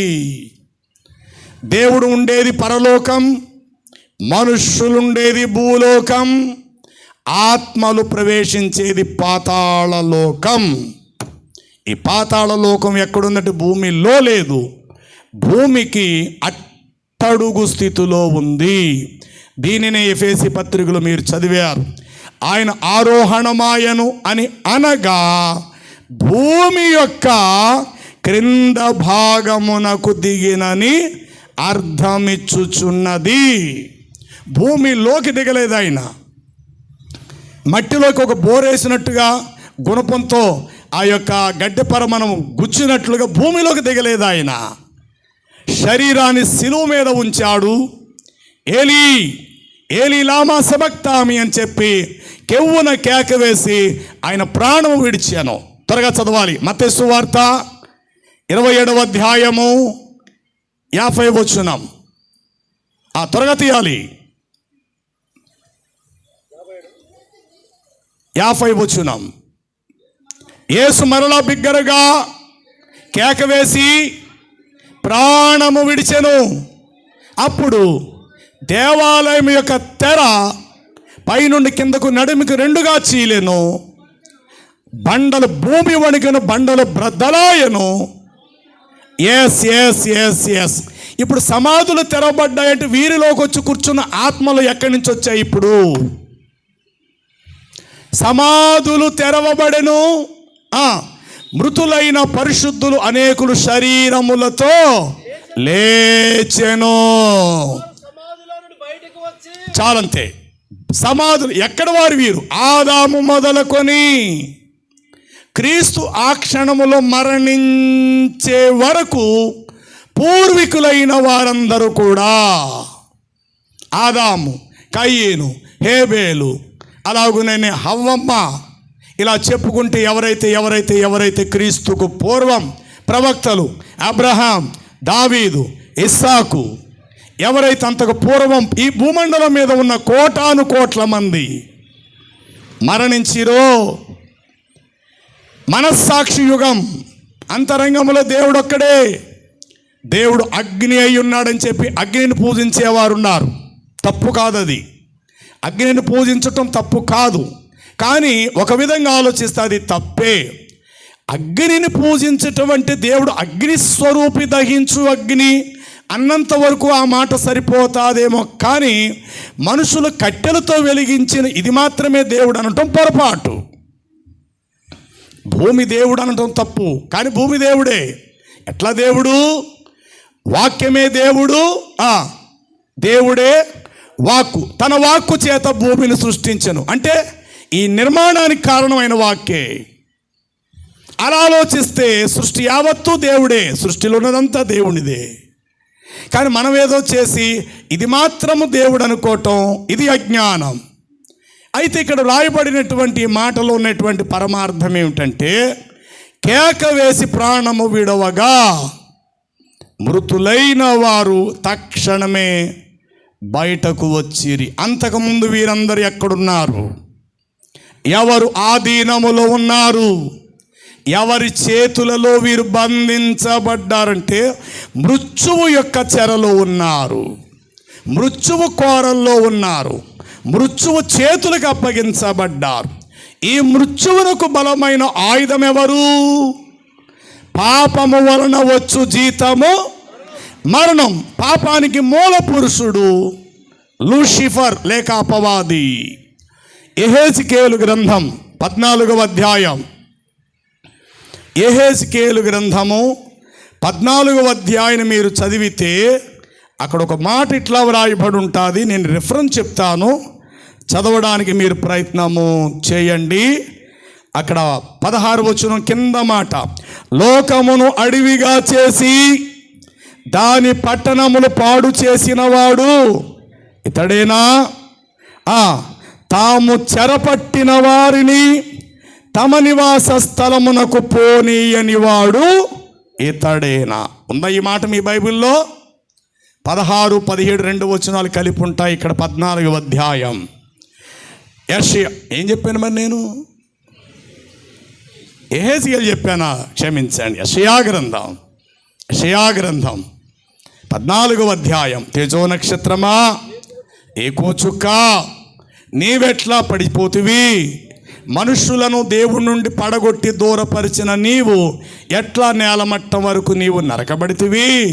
నేను ఆకాశానికి ఎక్కిపోతాను, దేవుడితో నన్ను నేను సమానముగా చేసుకుందునని నీవు నీ మనస్సులో అనుకుంటివి కదా అనంటూ ఈ మాటలు ఇక్కడ చెప్తూ 16, 17 వచనాలు కలిసి ఉన్నాయి. భూమిని కంపింపచేసి రాజ్యమును వణికించినవాడు ఇతడేనా? లోకమును అడవిగా చేసి తాని పట్టణములు పాడు చేసిన వాడు ఇతడేనా? తాను చెరపట్టిన వారిని తాము వెళ్ళవలసిన పరలోక నివాసమునకు పోనీయకుండా ఆపినవాడు ఇతడేనా? వీడే మృత్యువు. కాబట్టి ఓ మరణమా నీ ముళ్ళెక్కడా? ఓ మరణమా వీళ్ళందరూ కూడా ఎవరు ఆధీనములో అంతకుముందు ఉన్నారంటే అతడు ఎంత భక్తిపరుడైనా ఆదాము యొక్క బీజం అందరిలో ఉంది. ఆదాము యొక్క బీజం ఒక్క క్రీస్తులో మాత్రమే లేదు. ఎందుకని? పురుషుని ప్రమేయం లేకుండా పుట్టినవాడు ఆయన ఒక్కడు మాత్రమే. మనందరము కూడా పురుష సంతానం, ఒక్క క్రీస్తే స్త్రీ సంతానం. మనందరం తండ్రిలోంచి దాటుకుంటూ తల్లి అండములోకి వెళ్ళి పడ్డాం. తల్లి సింగల్గా ఉంటే ఎప్పటికీ గర్భవతి కాదు, అట్లా ఉండవలసిందే. భూమిలో ఏ విత్తనం పడకపోతే భూమి ఖాళీగా ఉండవలసిందే. ఏ పక్షులైనా ఏ మనుషులైనా, పక్షులైతే రెట్టేస్తాయి, ఆ విత్తనాలు పడతాయి. మనుషులైతే గొయ్యి తీసి మనం కూడా విత్తనాలు విత్తుతాం. అలా వేయిపోతే అంతకుముందు అంత కూడా పిచ్చినేలే, ఖాళీ స్థలమే. కాబట్టి స్త్రీ ఒంటరిగా ఉంటే ఎప్పటికీ తల్లి కాదు, ఆమెకు తోడుగా పురుషుడు కావాలి. పురుషునిలో ఉన్న రక్త కణాలు ఆమె అండములోకి వెళ్ళి పిండోత్పత్తి కావాలి. ఇది అందరికీ జరుగుతూ వచ్చింది, ఆది పురుషులు మొదలు ఇప్పటి వరకు. ఒక్క క్రీస్తు విషయంలో మాత్రం అలా జరగల. తన తల్లి అయిన మరియకు ఆయన పుట్టినప్పుడు పురుషుని ప్రమేయం లేకుండా పుట్టాడు. కాబట్టి ఆదాము యొక్క నైజం, ఆదాము యొక్క స్వభావం, ఆదాము యొక్క బీజం ఆయన యందు లేదు. ఇప్పుడు మీకు ఒక డౌట్ రావాలి, యేసు ప్రభు మరియమ్మకు పుట్టాడనేది న్యాయమే. మరి మరియమ్మ వాళ్ళ తల్లిదండ్రులు పుట్టింది కదా, వాళ్ళ అమ్మా నాన్నకు పుట్టింది కదా. మరి అప్పుడు ఆదాము యొక్క రక్తం వాళ్ళ తల్లిదండ్రుల్లో ఉంటే వాళ్ళ తల్లిదండ్రులకు పుట్టిన మరియమ్మలో కూడా రక్తం ఉన్నప్పుడు మరి ఆమెలోంచి పుట్టినప్పుడు యేసుక్రీస్తు కూడా ఆమెను బట్టి పాపి అవుతాడు కదా. ఈ ప్రశ్న మీలో పుట్టాలి. రండి, యోబు గ్రంథం 14వ అధ్యాయం తొలి వచనం. యోబు గ్రంథం 14వ అధ్యాయం తొలి వచనం. స్త్రీ కనిన నరుడు ఒక్కడే ఈ ప్రపంచంలో, ఈయన ఒక్కడే, ఈయన కోసం ఆది కాండంలో ఉంటుంది. నీ సంతానమునకు స్త్రీ సంతానం అంటాడు. నీ సంతానమునకు స్త్రీ సంతానం. ఆ స్త్రీ సంతానం ఈ ప్రపంచంలో క్రీస్తు. అందుకే చెప్పాను, మనందరూ పురుషుని సంతానం, ఒక్క క్రీస్తు మాత్రమే స్త్రీ సంతానం, పురుషుని ప్రమేయం లేకుండా. అక్కడ అంటాడు ఏమని? స్త్రీ కనిన నరుడు కొద్ది దినములు కలిగిన వాడై మిక్కిలి శిలువ శ్రమలు బాధనందును పువ్వు చక్కగా పరిమళించి అందంగా వికసించున్నట్లు అతడు వికసిస్తాడు. వాడు ఒక వయసు వచ్చేసరికి 33.5 సంవత్సరాల వయసు వచ్చేసరికి వాడిపోతాడు. ఇది నీడ కనబడకపోవునట్లు అతడు నిలవక పారిపోవును. ఈ మాటలు క్రీస్తుకు సంబంధించినవి. 7వ వచనం చదవండి ఇప్పుడు. పాప సహితములో నుండి పాపరహితుడు పుట్టగలిగిన ఎంత మేలు. ఏమా లేదా? ఎన్ని? 4. ఓకే ఏముంది? పాప సహితములో నుండి అంటే ఆమె తల్లి గర్భాశయం పాపము కావచ్చు. నేను అందుకే మీతో కలుస్తున్నాను, ఇప్పుడు ఏకీభవిస్తున్నా. మరియమ్మ వాళ్ళ అమ్మ నాన్నకు పుట్టింది, వాళ్ళ అమ్మ నాన్నలు పుట్టారు. అలాగే పడితే ఆదాము ప్రారంభమవుతాడు, అవ్వమ్మ. మరి ఇప్పుడు తల్లి గర్భాశయం నుంచి వచ్చింది, మరి ఇతను పాపి కాడా? కాడు. ఎట్లా కాడు మరి ఆమె పాపే కదా. యేసుప్రభు అంత పరిశుద్ధురాలేం కాదు. మరి ఎట్లా ఆమె గర్భంలోంచి వచ్చినప్పుడు ఈయన పాపి కాకపోతాడు అని మీకు ప్రశ్న వస్తే, మీరు రేపో ఎప్పుడో ఇంటికి వెళ్ళి కొత్తిమీర గింజ లేదా ఇంట్లో తాలింపులో వాడుకునే ఆవగింజ, దాని రూపు నల్లగా ఉంటుంది, గొయ్య తీసి మట్టిలో మీరు దాన్ని పోడ్చండి, నీరు పోయండి, దాని వంక ఎదురు చూడండి. 2-3 రోజులకి అది చిగురు బయటకు వస్తుంది. చెప్పండి, ఏమొస్తుందట? చిగురు బయటకు వస్తుంది. వచ్చిన చిగురు మాత్రము నల్లని ఆవగింజ విత్తితే నల్లని ఆకులు రావు దానికి. వేరే రూపం మార్చుకుంటుంది. పచ్చని ఆకులతో పైరై చిన్న చిన్న ఆకులతో చిగురు బయటకు వస్తుంది. ఎందులోంచి వస్తుంది? సమాధానం చెప్పండి. మట్టిలోంచి వస్తుందని. ఎందులోంచి వస్తుంది? కానీ మట్టి అంటించుకోకుండా బయటకు వస్తుంది. అందరూ చెప్పడు స్తోత్రం చెల్లిద్దాం. మట్టిలో నుండే వస్తుంది, బురదలో నుండే వస్తుంది. కానీ బురదను తాను అంటించుకోకుండా బయటికి రావటమే అద్భుతం. దీనిని 4వ వచనంలో చెప్పాడు, పాప సహితములో నుండి పాపము లేనివాడు పుట్టే ఎంత బాగుండునో అని ప్రవచనం. కాబట్టి ప్రభునందు ప్రియులారా, యేసుక్రీస్తు ప్రభువారు ఆయన భూమిలోనికి వెళ్ళలేదు. భూమికి కాంతి కిరణాలతో కూడా లెక్క కట్టలేని కోట్ల సుదూర మైలములో ఉన్న దూరాన ఉన్న పాతాళ లోకములోనికి వెళ్ళి అచ్చట చెర పట్టబడిన వారిని ఆయన చెరను చెరగా తీసుకొని వచ్చేశాడు. ఎవరి చేతుల్లో చెరపట్టబడ్డారంటే యెషయాలో మీరు చదివేశారు 14వ అధ్యాయంలో. తాము చెరపట్టిన వారిని విడుదల పొందకుండా తమ నివాస స్థలమునకు పోనీయకుండా వారిని బంధించిన వాడవు నీవే కదా. ఇప్పుడు వారి దగ్గరికి వెళ్ళాడు ఈయన. వెళ్ళి శరీరాన్ని సైనికులకు అప్పగించాడు, శరీరాన్ని శిలువకు అప్పగించాడు, శరీరాన్ని సమాధికి అప్పగించుకున్నాడు. ఆయన ఆత్మ పాతాళ లోకానికి వెళ్ళి పాతాళ లోకములో ఉండేటువంటి చెర పట్టబడిన వారిని ఆయన చెరను చెరగా బయటకు తీసుకొచ్చాడండి. ఇంతటి అద్భుత వీరుడు ప్రభువైన యేసుక్రీస్తు వారు. ప్రియులారా, ఎలాంటి క్రీస్తును నమ్మిన మన భాగ్యవంతులం. నిరుపేదలమైన, ఆస్తులు అంతస్తులు లేని వారమైనా, అనారోగ్యాలతో ఒకవేళ ఉన్నా, సమాజములో వెలివేయబడిన స్థితిలో మనం ఉన్నా, క్రీస్తును బట్టి మనందరం ధన్యులము. మరి ముఖ్యంగా మనందరం భాగ్యవంతులం.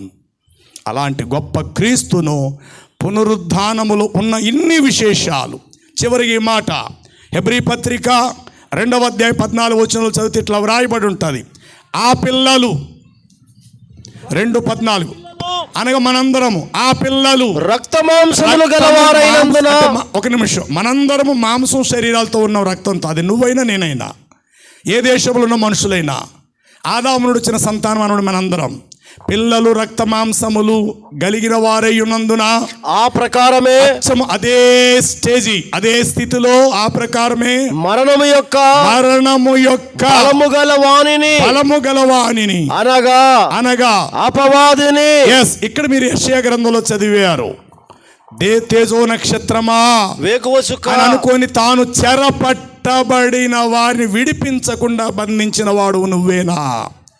కాబట్టి అపవాదిని మరణము ద్వారా నశింపజేయుటకు జీవిత కాలమంతయు మరణ భయము చేత దాస్యమునకు లోబడిన వారిని విడిపించుటకు ఆయన కూడా రక్త మాంసములో పాలివాడాయను కావలసి వచ్చెను. ఇదేనండి అద్భుతం. ఇదే క్రీస్తులో ఉన్న పునరుద్ధాన విజయం. ఇది బయట ప్రపంచంలో తాము జ్ఞానులం అననుకుని ఏ ఒక్కడికి అర్థం కానిది. ఏమండి, ఆయన అనుగ్రహము నొందిన వారికి ఆయన ప్రత్యక్షతలను బయలుపరుచుకుంటాడు. ఎవరికి పడితే వారికి ఇవ్వాలి లేదు. అనేకులను ప్రభు రక్షిస్తాడు, కొందరికి మాత్రమే ఆయన ప్రత్యక్షతనిస్తాడు. బాప్తిజం పొందిన ప్రతి ఒక్కడు రక్షించబడిన వారే. కానీ ఆ రక్షించబడిన వారిలో ఆ రక్షించబడిన వారిని బలపరుచుట కొరకు కొందరిని ఆయన లోకములను ఏర్పరచుకొని నియమించుకుంటారు. అందులో ఒక మహా గొప్ప దైవజనుడు ప్రవీణ పగడాల గారు. అందరూ చెప్పడం స్తోత్రం చెల్లిద్దాం. హల్లెలూయా. రక్షించబడిన వారు విశ్వాసులైతే ఆ విశ్వాసులను మోటివేట్ చేస్తూ, వారి సందేహాలకు సమాధానాలు ఇస్తూ, లేఖనాలను వాస్తవాలను వెలుగులోకి తీసుకొచ్చి చూపిస్తూ, ప్రతిదానికి లేఖనానుసారమైన సమాధానాలు ఇస్తూ, ఈ 2000 శతాబ్దములో, ఇప్పుడు 25లో ఉన్నాం, 2025లో ఉన్నాం.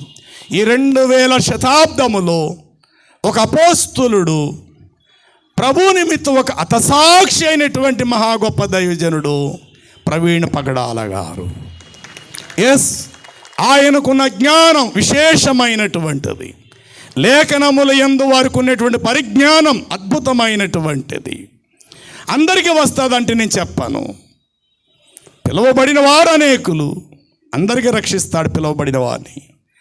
ఏర్పరచబడిన వారికి సంఘాలను నడిపించి అనేకులు ప్రభు తట్టు నడపటానికి కొందరకు మాత్రమే ఆ ప్రత్యక్షతను ఇస్తాడు. అందుకంటాడు, మీలో అనేకులు బోధకులుగా ఉండకండ్రా, మిమ్మల్ని హేతు అడుగు ప్రతి వాడికి సాత్వికమైన సమాధానం చెప్పండి. కాబట్టి ప్రియులారా, ఈ దినకాలం మనం తెలుసుకున్న అద్భుతం. అందరికీ 2 దినాలు చెప్పాలి, క్రీస్తుకు మాత్రమే 3 దినాలు పునరుద్ధానం. అందరూ లేచి నిలబడదాం. ఈ విశేషాన్ని దేవుడి రాత్రి మనకు అందించినందుకు గాను ప్రభువుకు మనం ఎంతో రుణస్థులం. రేపటి దినం ఈ స్థలమంతా నింపబడినట్లు దయచేసి ఇంతటి మర్మయుక్తమైన లేఖనాలను వెలుగులో మనము గ్రహించున్నట్లు అనేకులు మన వారిని స్థలానికి నడిపిద్దాము. ఈ బాధ్యత నీదే, ఈ బాధ్యత నీదే. ఈ రాత్రి నువ్వు వినేశావు, రేపటి దినం ఇంకా అనేకమైన వినవలసిన వ్యక్తివి అయి ఉన్నావు. కాబట్టి అనేకులను ఈ స్థలానికి మనం నడిపిద్దాం. ప్రభు సన్నిధిని రాత్రి ప్రభు మనం ఆశీర్వాదం పొందుకొని ఈ స్థలం నుండి వెళదాం. దైవజనులు ప్రార్థన చేస్తారు.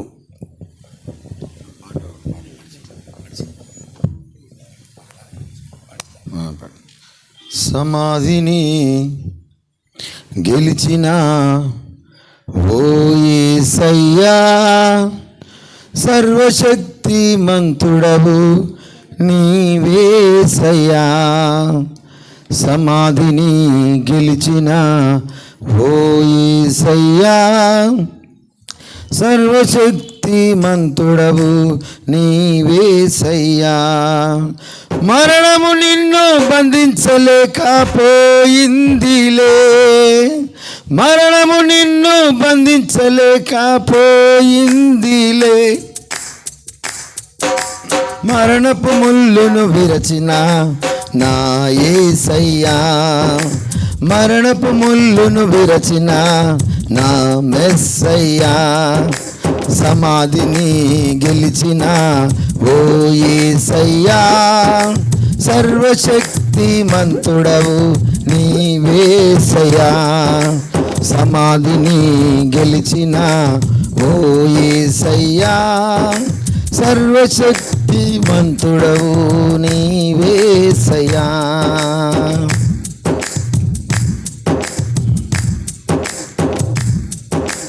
పాపులమైన మన కొరకు తన పరలోకము విడచి వచ్చిన దేవుడవేసయ్యా. పాపులమైన మా కొరకు నీ పరలోకము విడిచి వచ్చిన దేవుడవేసయ్యా.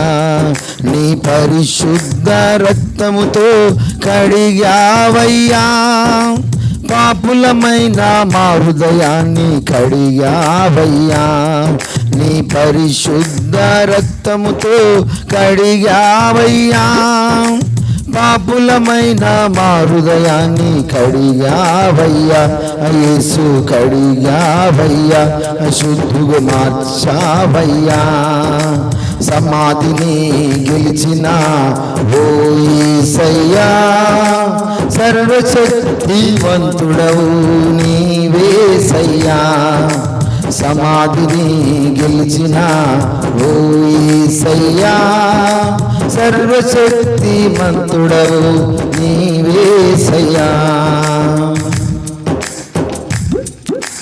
ప్రభునందు మృతులైన మృతులు ధన్యులు, సజీవుడైన దేవుని ఎదుట మొదటగా లేతురు. ప్రభునందు మృతులైన మృతులు ధన్యులు, సజీవుడైన దేవుని ఎదుట మొదటగా లేతురు. ఆర్భాటముతో ప్రధాన దూత శబ్దముతో దేవుని రాకడా దిగి వచ్చుచున్నది. ఆర్భాటముతో ప్రధాన దూత శబ్దముతో దేవుని రాకడా దిగి వచ్చుచున్నది. దేవుని రాకడా దిగి వచ్చుచున్నది. సమాధిని గెలిచిన ఓ యేసయ్యా, సర్వశక్తిమంతుడవు నీవేసయ్యా. సమాధిని గెలిచిన ఓ యేసయ్యా, సర్వశక్తిమంతుడవు నీవేసయ్యా. సర్వశక్తిమంతుడవు నీవేసయ్యా. సర్వశక్తిమంతుడవు నీవేసయ్యా. హల్లెలూయా. మంచి పాట రిలీజ్ ఉంది. అన్నగారి చేతుల మీదుగా ఒక ఆల్బమ్ తయారు చేశాము. ఆ పాట యూట్యూబ్లో ఇప్పుడు రాబోతుంది. అన్నగారు ఆ పాటను రిలీజ్ చేయబోతున్నారు. ఆ పాట పేరు వచ్చేసి చూచుచున్నవాడా నా ప్రార్థన ఆలకించువాడే. టైటిల్ను మరి అన్నగారు రిలీజ్ చేయబోతున్నారు. అందరం ప్రార్థన చేసుకుందాం. దయల తండ్రి, ప్రేమించి మీరిచిన మరొక మంచి తలాంతును బట్టి నా బసలో నేను నీ పాటల పాడుటకు నీ కట్టడలు నాకు హేతువులాయను. అనుదినము 10 తంతుల స్వరమండలముతో యెహోవాను కీర్తించెదను, గాన ప్రతిగానముల చేత ఆయనను స్తుతించెదను. ఇలా ఎంతో మంది భక్తులకు మీరు ఇచ్చిన తలాంతులలో నాయన తమ్ముడు నాయన కుమారుడు సుధాకర్ బట్టి ప్రార్థిస్తున్నా. ఇచ్చిన మంచి తలాంతు ఇదిగో ఈ పాటను ఆవిష్కరిస్తుంటుండగా అది అనేకుల హృదయాలకు మేలుకరంగా మార్చండి. ప్రభు పేరిట ప్రార్థించి వేడుకుంటున్నాం తండ్రి, ఆమేన్. అలా నిల్చుంటుండగానే ఎవరు కూర్చోవద్దు.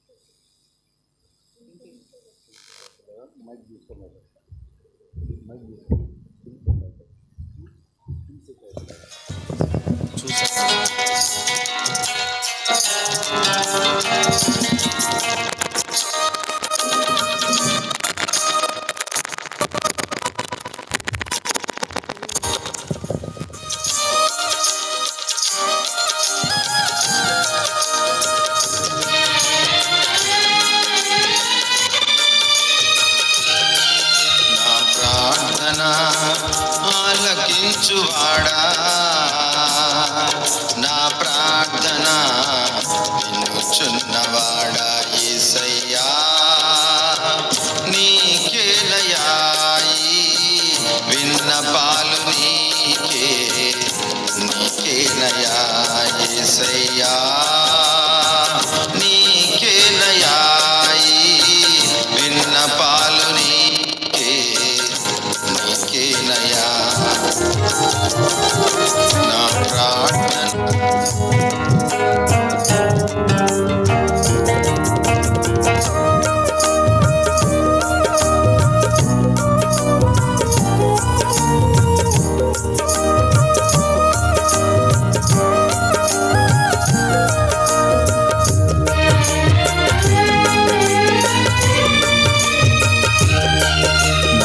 ప్రార్థన ఆలకించువాడా,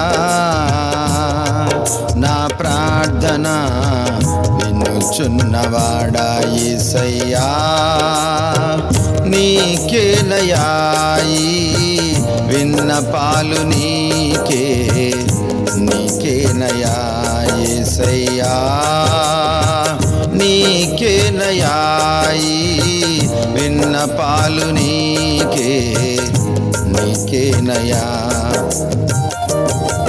నా ప్రార్థన ఆలకించువాడా, నా ప్రార్థన వినుచున్నవాడా యేసయ్యా, నీకేనయ్యా ఈ విన్నపాలు నీకేనయ్యా.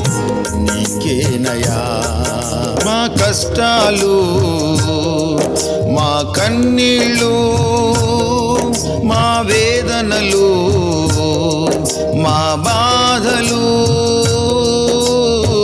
చూచుచున్నవాడా, వినుచున్నవాడా, చూచుచున్నవాడా, వినుచున్నవాడా, నీకేనయ్యా ఈ విన్నపాలు. మా ప్రార్థన ఆలకించువాడా, మా ప్రార్థన వినుచున్నవాడా యేసయ్యా, నీకేనయ్యా ఈ విన్నపాలు నీకేనయ్యా.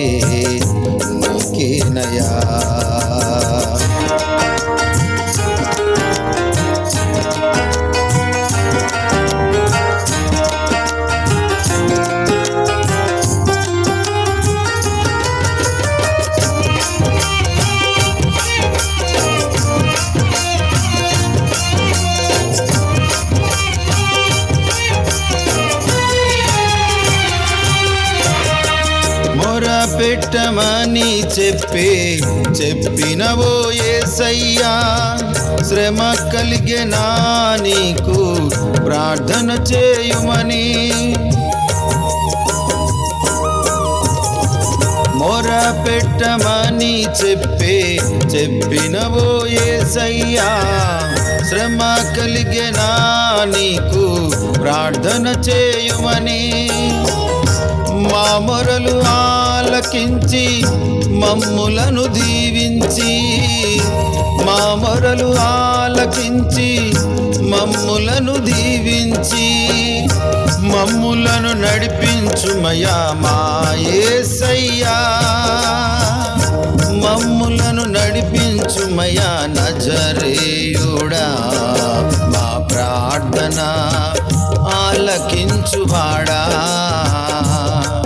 మా ప్రార్థన వినుచున్నవాడా యేసయ్యా, నీకేనయ్యా ఈ విన్నపాలు నీకేనయ్యా.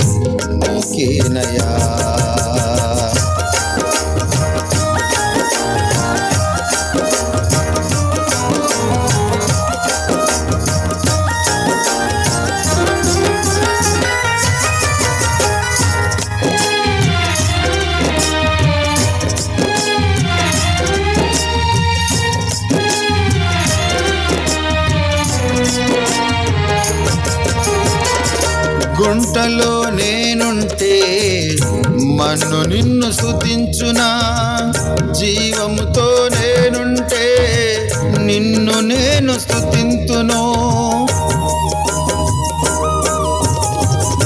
గుంటలో నేనుంటే మన్ను నిన్ను స్తుతించునా, జీవముతో నేనుంటే నిన్ను నేను స్తుతింతును.